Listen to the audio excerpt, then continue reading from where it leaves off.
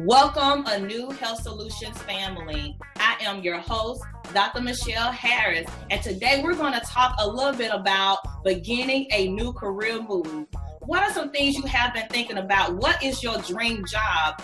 What are some things and some strategies you can use to improve your interviewing skills, developing your resume to get that career, that job that you always have dreamed of? So today I have a very special guest, Miss Michelle Glover, who is a Christian career coach with Journey Unlimited Consulting. So let's go ahead and get started on how we can begin a new career move.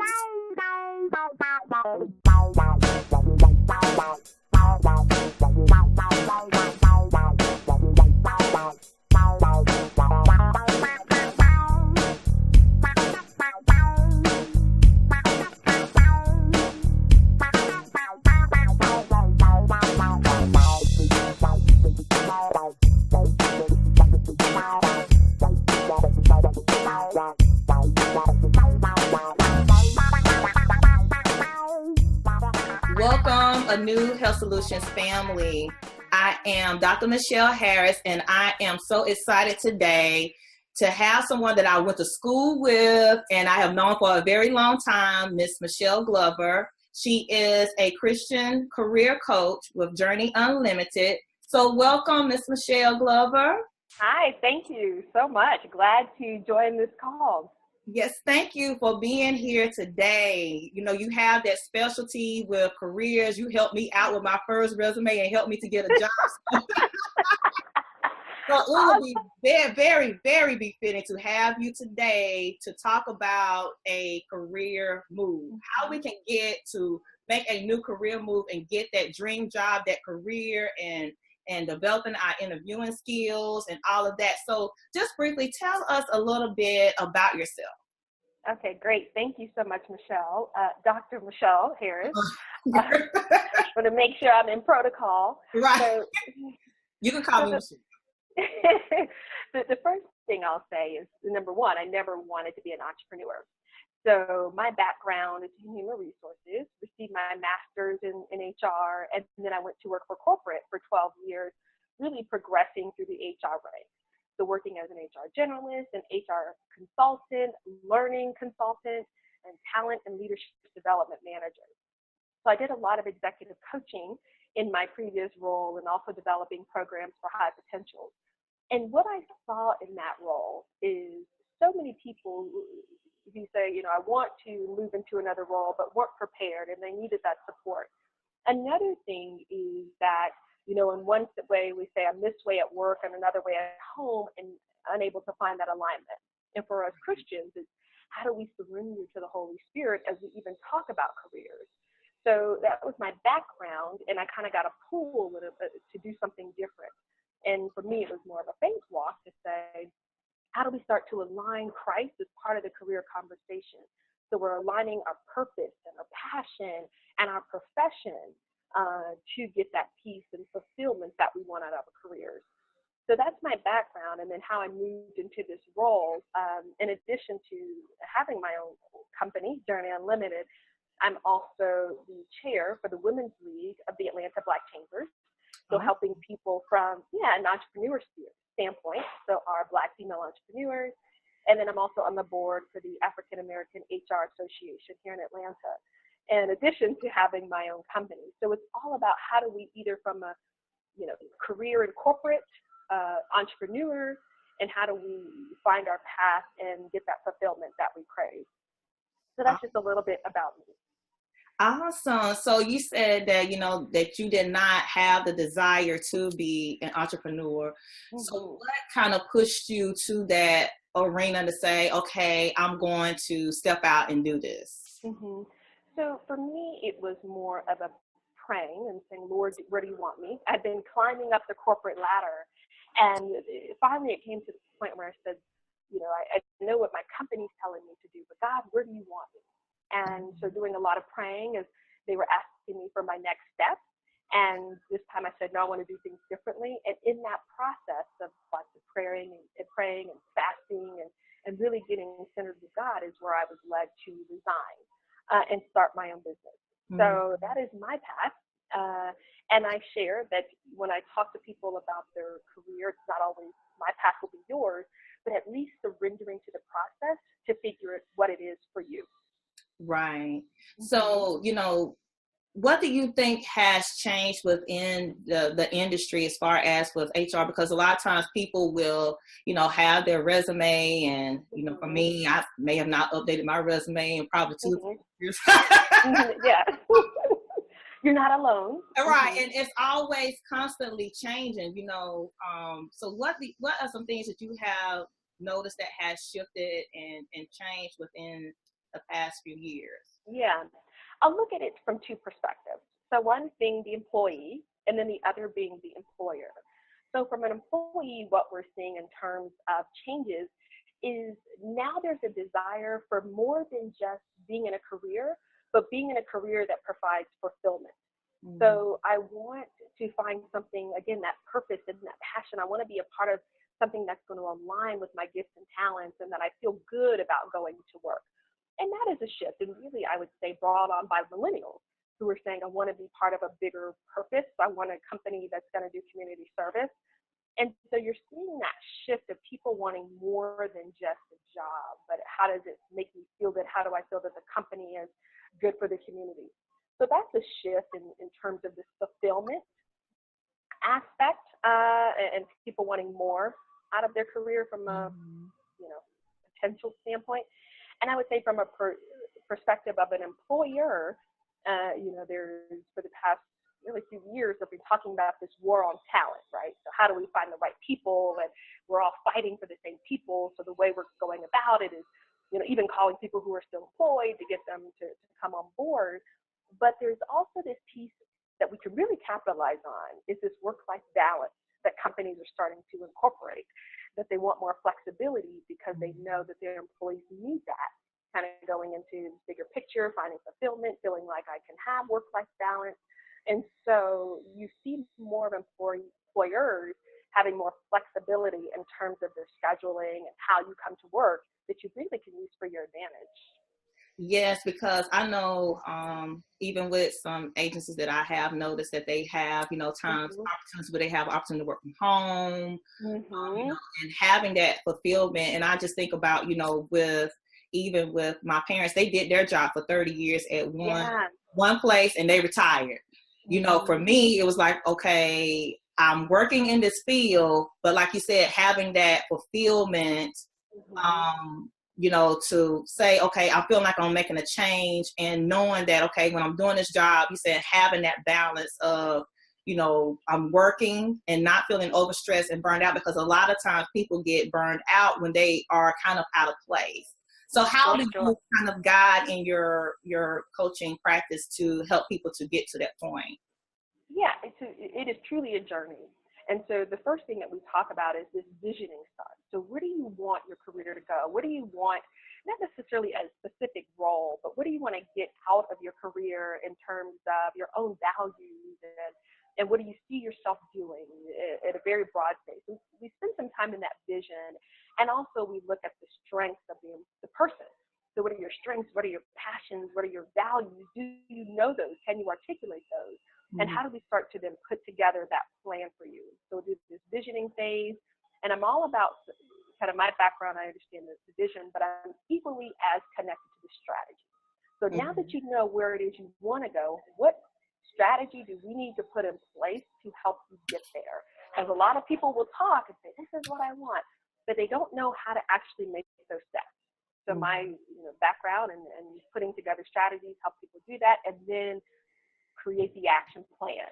So now that we know what we need to do, now let me help you, support you in actually taking those tangible steps to get results. Because at the end of the day, we can talk all day long, but if you don't get results, if you don't say, okay, this is what I thought and this is what is actually coming to fruition, then my coaching is in vain. And so that's my goal, is that we walk through that process and then help you from moving from talking about it to being about it. Yes, and that is so true, because I have, you say a long time, I'm going to do this, but you said action is always the key. And many times we want things right now. We want things done. We are now in a society wherein, you know, you can go to the drive-thru, you can get a full meal, you know, we can look up things on the web, but as you said, it is a process. And a lot of times people think, you know, well, you know, I'm going to start a business or I'm going to get this job. And they think, okay, well, I'm just going to send out a lot of applications or I don't have to put in time or effort. And the main thing is that you said, you know, time and putting action behind that. So what would you say to someone who may be at that point, but they still talking, but they're still in that pre-contemplation and contemplation stage, and they're not really ready to take that action as of yet? So the first thing is putting together a plan and writing it down.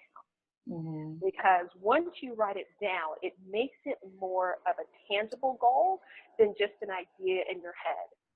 So write it down and put together those steps. And I tell people all the time, don't try to boil the ocean. Think of one thing that you can do to make that happen and then add to that. So that way you start to see a little bit of movement, because oftentimes we can get so overwhelmed. And I've got a client who says, I've got this big plan, and it paralyzes her because it's so big and she doesn't even know where to begin. So write it down, break it into tangible steps, and then having some support to hold you accountable to getting it done. And so that is what I encourage people, because there's a lot of dreamers out there. I've got all these big dreams. I got these big dreams, but there's not a lot of doers. And so transitioning that dreamer to doer is going to take plan, it's written down, that's actionable steps that you can do piece by piece, and then having a support person to make it happen. Right. Okay. So now I've written my resume. I've done the action. You know, Coach Glover, I'm there. I'm in. Yeah, you got it, girl. Right. And so now it's like, okay, now it's time for me to go to these interviews, and I'm stuck because I know that I can do a good job, but how can I communicate to them that I am able and capable to do that? So what are some interviewing tips that you can offer someone as well? So I'm going to actually back up 5 more steps. Okay. Before we get to the interview, and you didn't ask this as part of that, but I'm going to answer it and then get to your question. Okay. So the biggest mistake that people make when either wanting to start a business or wanting to transition up in their career is they do not network in advance. So networking is not this transactional, I exchange business cards or I have 10,000 people connected to me on LinkedIn. It's building relationships with people, because that's what's going to get you ahead of the game before you even go to the interview. To start to build lasting relationships and connections. So when it's time for you to go into the interview, people know who you are and not just from, I know this person needs a job. So that is the starting point, is, go to your industry networking events, whatever industry you're aligned with. Go to your field networking events. Start to meet people, not even I want a job yet, but just meet people who are doing similar things that you want to do and start to build those relationships. So that's the first thing I would recommend that people often miss when they go into the interview.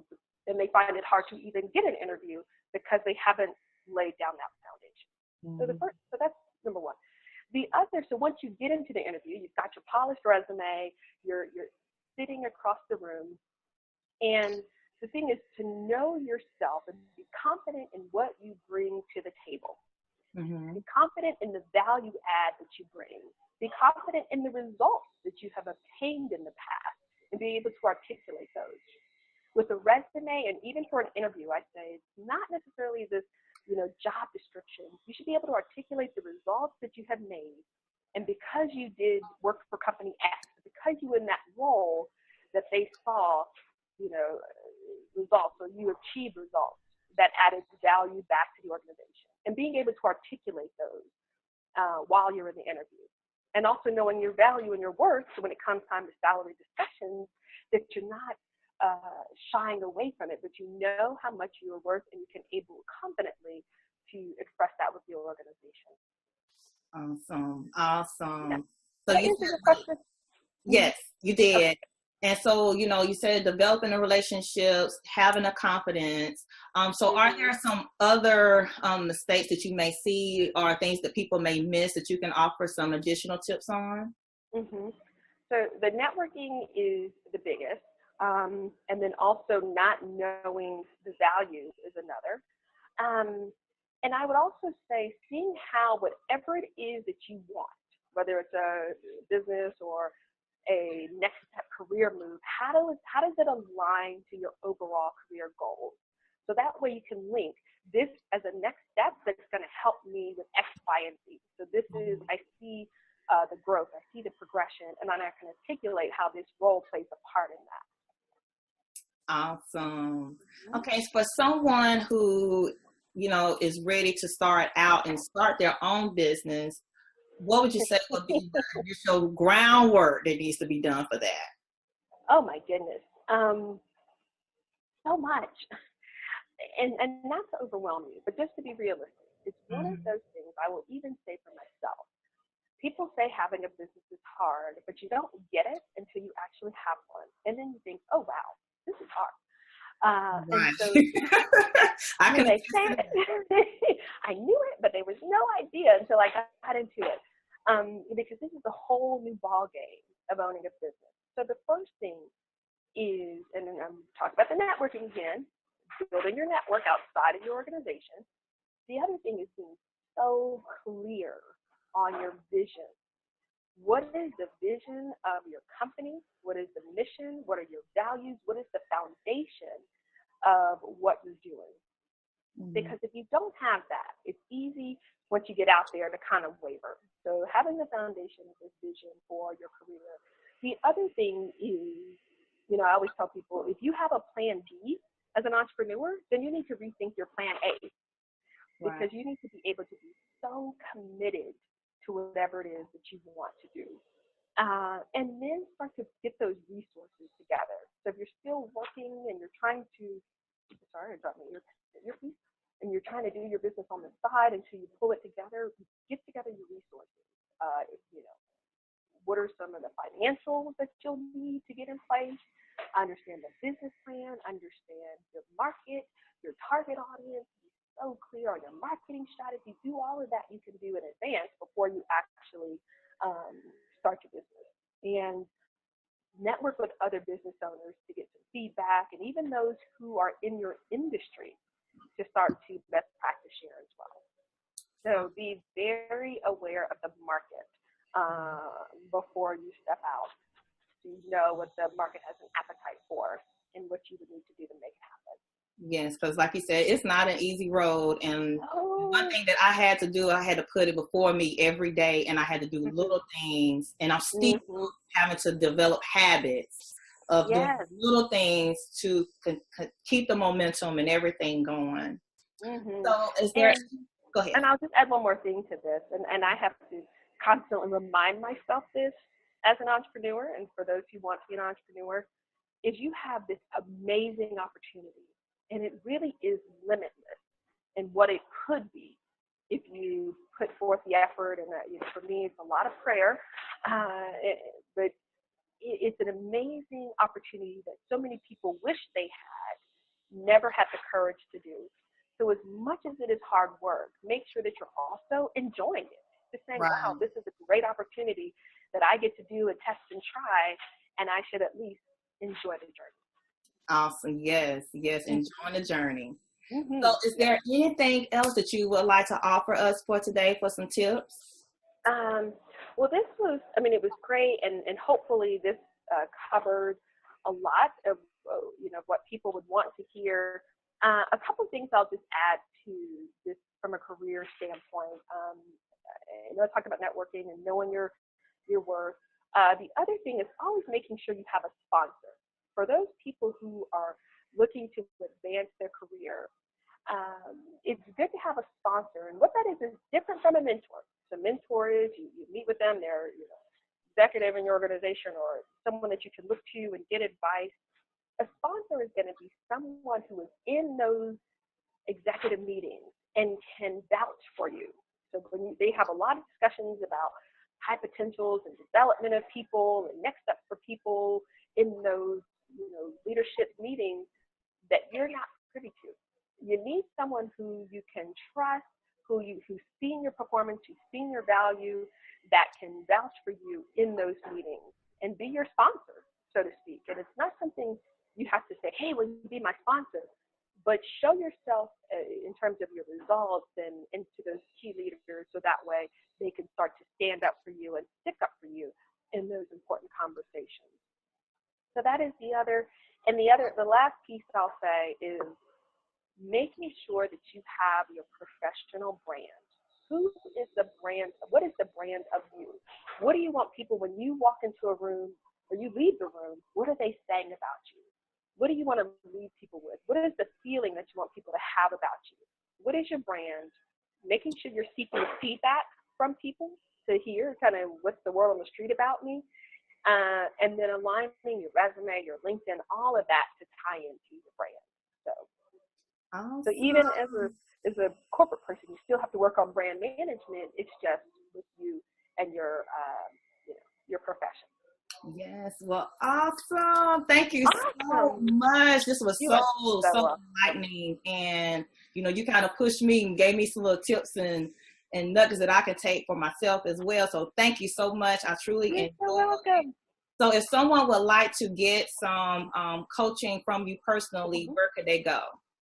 So you can visit me again at www.journeyunlimited.com, as well as you can email me at info@journeyunlimited.com. Again, info@journeyunlimited.com. I'm on Facebook, and it's My Journey Unlimited. You can find me there, and also on LinkedIn. So Michelle Glover at Journey Unlimited. So many ways to contact me if you want to talk more about your career and how you can start to take those steps, either from a corporate or even from an entrepreneurial standpoint. Okay, well, thank you so much. Thank I truly enjoyed, and I hope you all were able to take some little things and some tips and some strategies to begin anew. Thank you so much again, and I'll talk to you soon.